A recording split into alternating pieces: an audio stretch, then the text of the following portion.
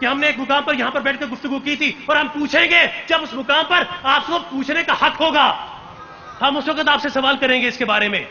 بہت بہت توجہ رکھیے. اچھا تو اب تجلی آئی، طور پھٹا. موسیٰ کہاں پر کھڑے تھے؟ طور کے پاس. موسیٰ کی قوم کا کھڑی تھی موسیٰ کے پاس. اب حیرت کی بات ہے قبلہ کہ موسیٰ امتی جیسے نظر آتے ہیں، امتی موسیٰ جیسے نظر آتے ہیں. قبلہ ایک ہی جگہ پہ کھڑے ہیں. آپ کے آج کے ملاؤں کو بھی ایک جیسے نظر آتے ہیں، وہ بھی کہتے ہیں کہ نبی ہمارے جیسا، ہم نبی جیسے. تو اگر ایک جیسے ہی ہیں، ایک ہی جگہ پہ کھڑے تھے، تو پھر وجہ کیا ہے؟ تجلی آئی، اکیلے موسیٰ بچ گئے، باقی سارے مر گئے. یہ ہوا کیا؟ یہ قبلہ ہوا کیا؟ ایک ہی جگہ پہ کھڑے ہیں، ایک جیسے نظر آتے ہیں. امتی نبی جیسا نظر آ رہا ہے اور نبی امتی جیسا نظر آ رہا ہے، امتی نبی جیسا نظر آ رہا ہے. ہوا کیا؟ چاہیے تو یہ تھا کہ سب کے سب مر جاتے، یا سب کے سب بچ جاتے، یا آدھے بچ جاتے آدھے مر جاتے. یہ اکیلے موسیٰ کیوں بچ گئے اور سارے کیوں مر گئے؟ مجھے آپ سے سوال نہیں کرنا، ان سے بھی سوال نہیں کرنا، لیکن مجھے عالم تصور میں اس صحابی سے سوال کرنا ہے جو اس دن موسیٰ کے ساتھ کھڑا تھا کہ صحابی کیا ہوا؟ ایک ہی جگہ پر کھڑے ہو کر ایک جیسے نظر آتے ہو، تجلی آئی، سب کے سب مر گئے، اکیلے موسیٰ بچ گئے. وجہ کیا ہے؟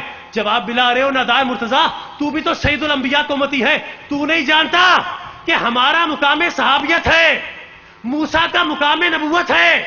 ہم تجلی برداشت کر سکے، اس نے تجلی برداشت کر لی. تو جب موسیٰ کی قوم کا صحابی یہ نہ کہہ سکے کہ موسیٰ ہمارے جیسا، تو آپ کے وہابی کو کس نے حق دیا کہ کہے محمد ہمارے جیسا؟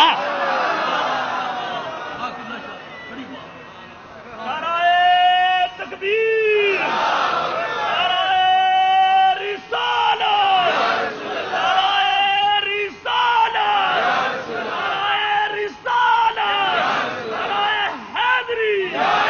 تو جب موسیٰ کی قوم کا صحابی یہ نہ کہہ سکے کہ موسیٰ ہمارے جیسا، تو آپ کی آج کے وہابی کو کس نے حق دیا کہ بکواس کرتا پھرے کہ محمد ہمارے جیسا؟ ہمارے پاس آ، ہم تجھے بتائیں کہ ارے او ملا، اس شاہ سے کونین میں بہتر نہیں کوئی، بہتر کا کیا ذکر ہے ہم سر نہیں کوئی.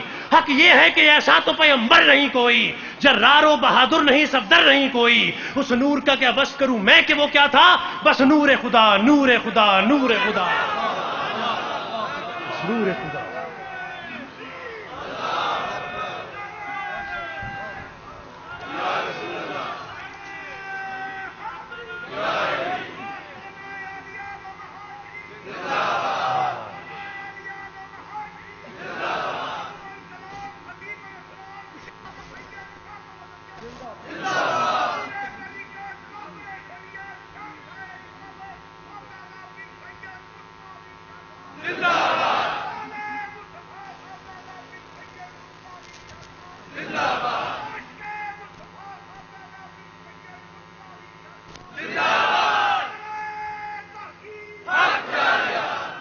اس شاہ سے کونین میں بہتر نہیں کوئی، بہتر کا کیا ذکر ہے ہم سر نہیں کوئی. حق یہ ہے کہ ایسا تو پیغمبر نہیں کوئی، جرار و بہادر نہیں صفدر نہیں کوئی. اس نور کا کیا وصف کروں میں کہ وہ کیا تھا؟ بس نور خدا، نور خدا، نور خدا تھا. تو صاحبان ذی وقار، اسی موضوع کو آپ کی خدمت میں ہدیہ کرنا تھا کہ جو جبر و قدر کے سائے میں پروان چڑھنا تھا.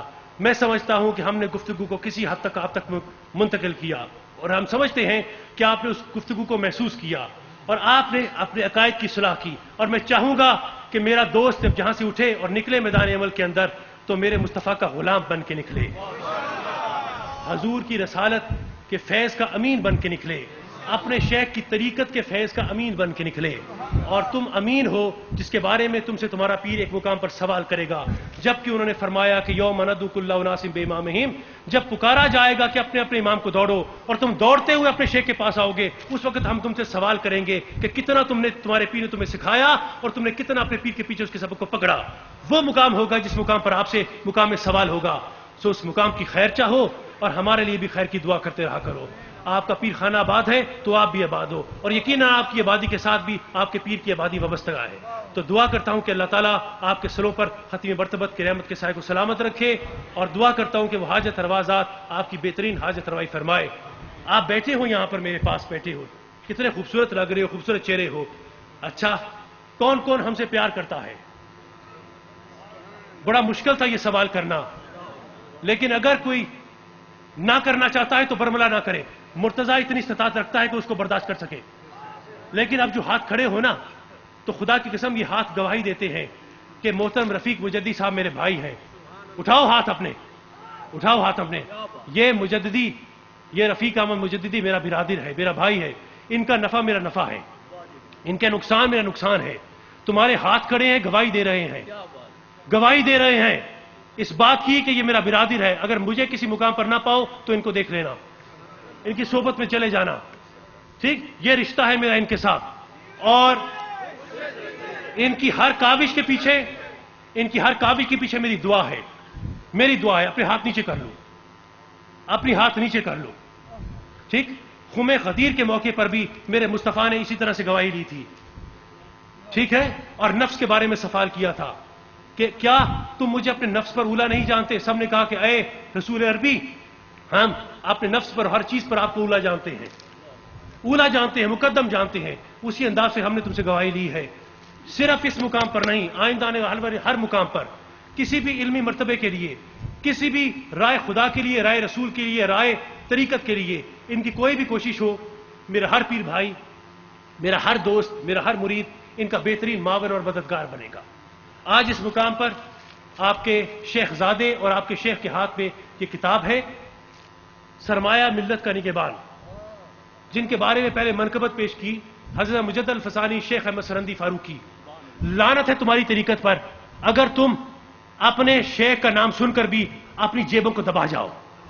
لعنت ہے تمہاری جیبوں پر، لعنت ہے تمہاری طریقت پر. تمہارا شیخ تمہارے مال پر حق رکھتا ہے، تمہارا شیخ تمہاری جان پر حق رکھتا ہے. میں چاہتا ہوں، ان کے پاس تقریباً 500 یا 600 کتاب ہے، 500 کتاب ہے. اس نشست کے برخاست ہونے سے پہلے پہلے یہ کتاب بک جانی چاہیے.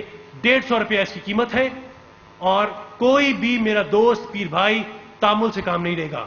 تمہاری جیب میں جو کچھ ہے وہ میرا ہے، اور میں تم سے 150 روپیہ مانگتا ہوں اس کتاب کے لیے. مجھے نہیں دینا ہے، جو دوست پھرتے ہیں ان کو دینا ہے. اور یوں ہی سمجھو کہ تم نے مجھے نظر دی، مجھے نہ دینا ان کو دے دو، مجھے نہ دینا ان کو دے دو. تو ان کو یہ نظر پیش کرو، 150 روپے کی نظر ہے. کبھی تم سے مانگا نہیں ہے خود، لیکن اس کے لیے مانگتا ہوں. اپنی ذات کے لیے کبھی نہیں مانگا، لیکن اس کے لیے مانگتا ہوں.